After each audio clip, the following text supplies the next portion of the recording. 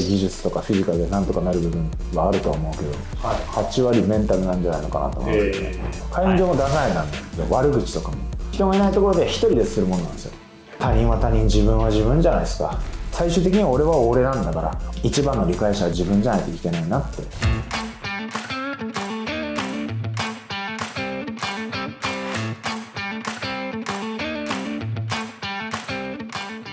三上ヘンリー大地です。じゃあ松本マンから今日なんか質問があるみたいですけどヘンリーさんのメンタルの考え方とか、メンタル、はい、メンタルの重要性とか、はい、なんかその辺の考え方っていうのをちょっと聞いていきたいなと。メンタルっていうのは何においてのメンタルなんですか？もちろん格闘技に対してもあるんですけど、はい、一般の方でも分かるようなヘンリーさんのただ考えをちょっと聞きたいってだけの話なので、はい、私別に全然小物なんで、まあ聞いて参考になる方は参考にしていただければいいしっていう感じです。はい、分かりました、はい、じゃあお願いします。はい。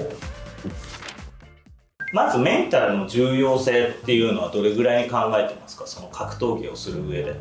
例えば UFC とかに行ったとすれば、はい、ほぼ8割メンタルなんじゃないのかなと思いますけどね。まあ、国内とかローカル団体でやってるうちはやっぱ技術とかフィジカルでなんとかなる部分はあるとは思うけど、はい、圧倒的な強さで上がってきたやつらの集まりが UFC なんで、そういうところでやっぱメンタルがものを言うんじゃないのかなと思いますね。メンタルっていうものを意識し始めた何かきっかけみたいなことってありましたか？アンディ・コングに負けた試合ですね。 MMA のアマチュアの試合で、その時のメンタルが、俺あの時全然戦うメンタルじゃなかったなっていう風に反省してて、その時試合前に次この相手でやろうと思うんだけどどうみたいな話があったんですよ、はい、試合の直前ですよ。で私もそれになんかそうですねとか言いながら、じゃあこれでいきますかとかって言って、それがもう完全に相手を舐め腐ってたっていうところと、特に私の階級は一発の重さがあるしっていう、そういうなんか恐れみたいな部分を忘れてたんで、ああいう結果になっちゃって、はい、それはすごい感じましたね。もっとやらなきゃやれるっていう覚悟であのケージに入っていたのであれば、もう少しファーストコンタクトが変わったのかなっていうふうに確実に思いますけど。なるほど、はい、だからそこを機にもっと心の内側見つめないとなって思いましたね。普段の生活の中でメンタル面で気をつけてることってありますか？まあ強いて言うのは他人は他人、自分は自分じゃないですか。だからメンタルが動く時って絶対第三者の介入があるじゃないですか。人との関わり合いの中でメンタルっていうのは問題になってくるわけで、はい、だからそうなってくると他人に何か影響を与えられてメンタルが崩れるとか、そういうパターンがすごい多いと思うんですよね、他人の言動がとか、他人に何か言われた、他人が何かをしたとか、そういうのでメンタルがおかしくなる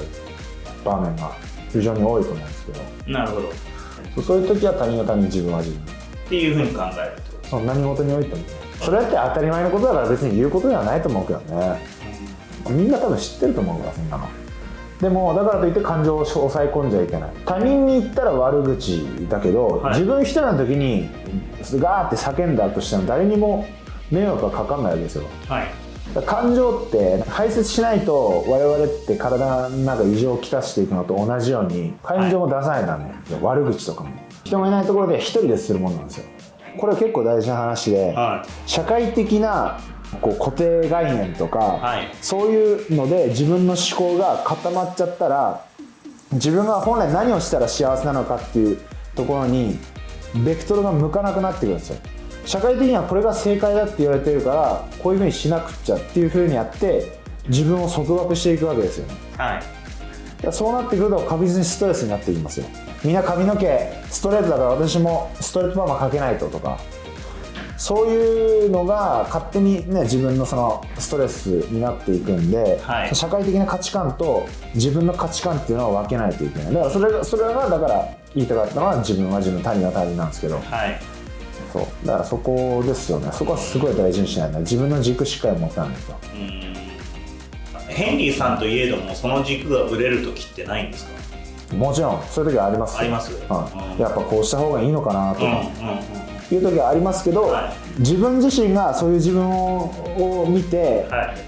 い、幸せになれるかって言ったらなれないんですよ。それって他人の反応を見て喜んでるわけで、でも他人って一生涯自分についてくるわけじゃないじゃないですか、はい、自分と最後まで一緒にいるのは自分だけなんで、みんな他人を喜ばせて他人が喜んだのを見て自分が喜んでるんですよ、はい、じゃなくて自分が喜ばないと。まずヘンリ君ひげ剃ったとか、はい、ヘンリ君ひげ剃ってかっこいいとか、その反応を見て喜んでるうちは他人に自分の幸せを預けてますよね。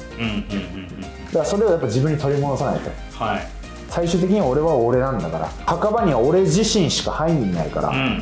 一番の理解者は自分じゃないといけないなって。だからやっぱこうした方がいいのかなってなったら、いやいや待って最終的に一緒になるのは誰だっていうふうに自分に問いかけますね。最終的にお前と一緒に来世まで一緒に行くの誰だって、もし来世があるんだとしたら、はい、分かんないけどね。でもこれは別に人に勧めたいやり方とかじゃなくて、自分自身がそういうふうにやってるんで、それを今話してるだけなんですけど。来世まで一緒についていくのは自分だっていうふうに言い聞かすってことですね。言い聞かしてるわけじゃない、それが事実だから。いやだけどほら、軸がブレる時の話。ブレてる時っていうのはその人の意見も一理あるなっていうふうに自分の中で思ってるところなんですよ、多分それはそれで合ってるかもなって。そのバランスが大事で、他人の意見は一切聞かない、自分の考えだけみたいな感じになるわけじゃなくて、はい、そこでその中庸に持っていく必要があって、はい、他人の意見は意見で聞くんだけど、それは自分をより良いものにするためのエッセンスに過ぎないんですよ。だからそこら辺の見極めが大事なんですよ。他人に幸せを預けてないか、自分に幸せがあって、その上で他人の意見が一つ自分の、プラスになるかどうかを取捨選択する必要があるっていうことですよね。だから世の中ではこれが正しいって言われてるけど、はい、でも自分にとってはどうなんだろうっていう目線を持つことが大事なんですよ。だからその目線を持ってたら、これってこうだよっていろいろ言ってたら、もそっか、そういう意見もあるのか、いやでも俺の場合どうだろうっていう風な思考回路に自動的になるんで、はい、例えばなんか金持ちが分かんないけど幸せは金では買えないとかって金持ちが言うから説得力あるわけでしょ、はい、それを貧乏人が言ってたら、みんな、いやお前金持てなかったから自分の人生正当化してるだけだろっていうふうに言うわけじゃないですか、はい、同じ発言を別の人がしたら別の意味で捉えられるんですよ、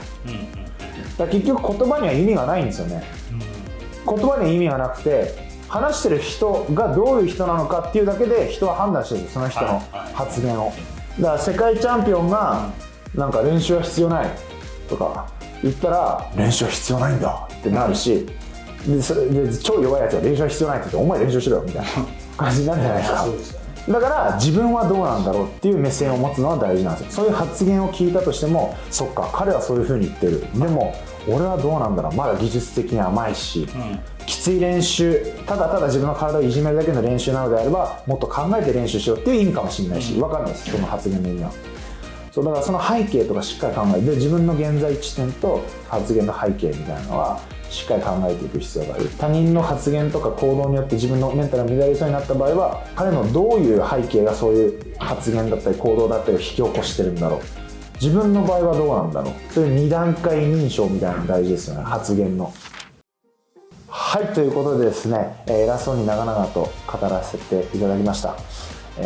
また次回お手すきの方は動画ご覧になれれば、幸いですね。はい、ではまた次回どうぞよろしくお願いいたします。またね。最後まで見てくださってありがとうございました。チャンネル登録といいねボタンよろしくお願いします。収録終わった後すること3つ教えてもらえます？この収録終わった後にすること、飯、風呂、就寝ですね。そういうもんだよ。